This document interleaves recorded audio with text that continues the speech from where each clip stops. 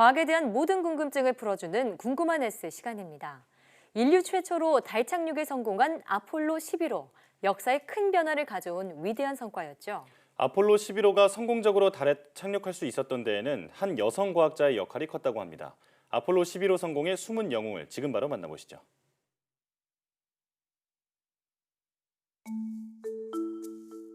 과거에도 달은 거대한 미지에 쌓여있는 대상이었는데요.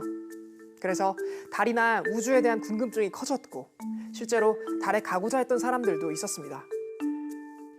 중국의 전설로 내려오는 명나라 시대의 완우라는 천문학자는 튼튼한 의자에 47개의 거대한 폭죽과 방향을 조종할 수 있는 연을 달았는데요. 그리고 하인들이 동시에 도화선에 불을 붙이도록 했습니다. 커다란 폭발음과 함께 완우는 사라졌고 하인들은 그가 우주에 도달했다고 믿었습니다. 완우처럼 우주를 탐사하고 싶어하는 사람들은 많았고 그들에게 있어 달은 우주를 탐사하기 위한 전초기지 같은 곳이었습니다. 4. říjen 1957. Den, kdy celý svět vzrušeně pozoroval 러시아는 a 구소련 naslouchal 시절인 1957년 10월 družice země. 세계 최초로 Den, kdy 인공위성 celý svět 스푸트니크 vzrušeně 5를 pozoroval na 발사했고 nebeské klenbě 같은 해 posledních 11월 Sovětů 라이카라는 이름의 naslouchal 개를 hlasy 태운 světců 인공위성 vesmíru. 스푸트니크 2호를 쏘아 올렸습니다. 또 1959년 9월 소련은 루나 2호를 보내 달 표면을 촬영했는데요. 최초로 다른 천체에 도달한 무인 탐사선인 루나 2호는 달에 착륙했다는 것보다 표면에 충돌하여 착륙했다고 볼 수 있어요. 하지만 달에 자기장과 방사선대가 없다는 사실을 알린 의미 있는 결과를 우리에게 보여주었죠. 이어 구소련이 다시 발사한 탐사선 루나 3호가 달 뒷면을 촬영해 지구로 전송했습니다.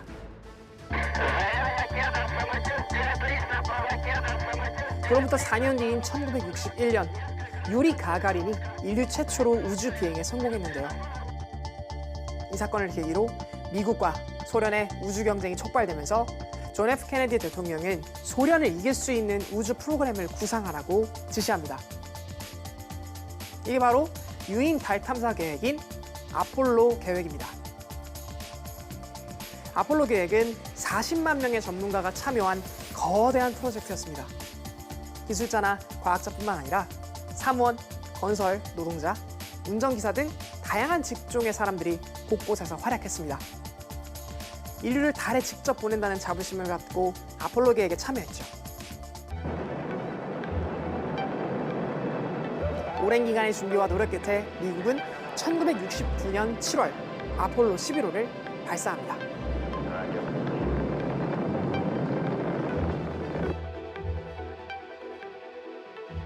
달 표면 착륙을 약 1.6km만 남겨둔 상황에서 들려오는 소리.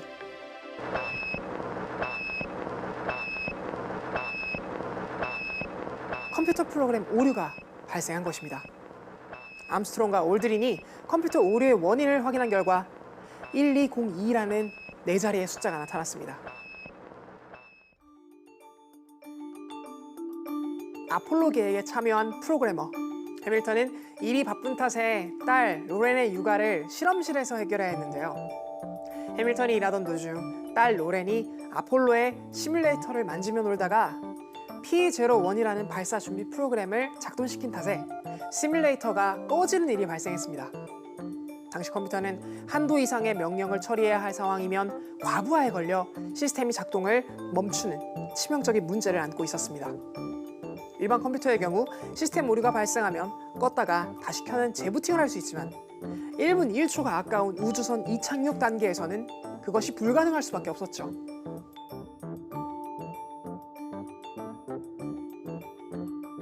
그녀는 만약 비행 중에 우주 비행사가 똑같은 실수를 저지르면 어떻게 될까? 라는 생각을 하게 되었고 이 생각으로 오류 회피 소프트웨어를 개발했습니다. 해밀턴이 개발한 오류 회피 소프트웨어는 컴퓨터가 처리할 명령에 우선순위를 부여하는 방식입니다.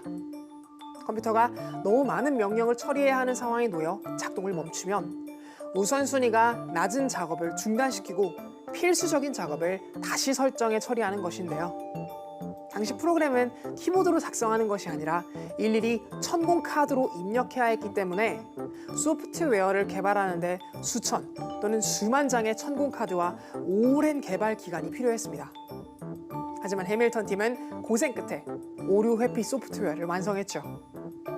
이렇게 오랜 고생 끝에 프로그램을 완성했지만 곧바로 받아들여지지 않았습니다.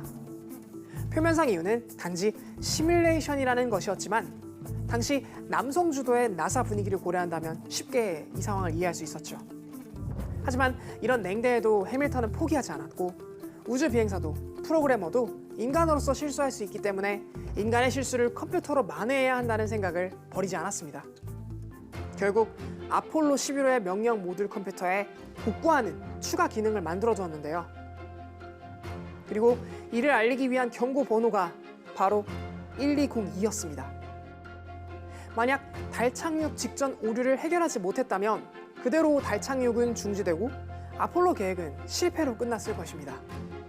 이후에도 몇 번 같은 경고가 표시됐지만 오류 회피 소프트웨어 덕분에 무사히 달에 착륙할 수 있었죠.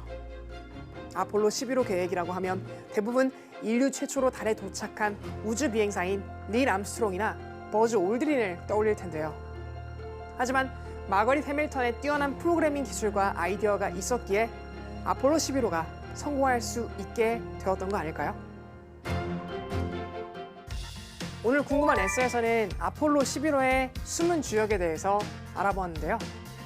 인류 역사를 쓴 위대한 성공 뒤에는 수많은 사람의 노력이 있었기에 그 역사가 가능했던 것 같습니다. 그럼 궁금한 S는 여기서 인사드릴게요. 과학에 대한 궁금증이 있다면 언제든 유튜브에 사이언스 투데이를 검색해주세요. 이상 궁금한 S였습니다.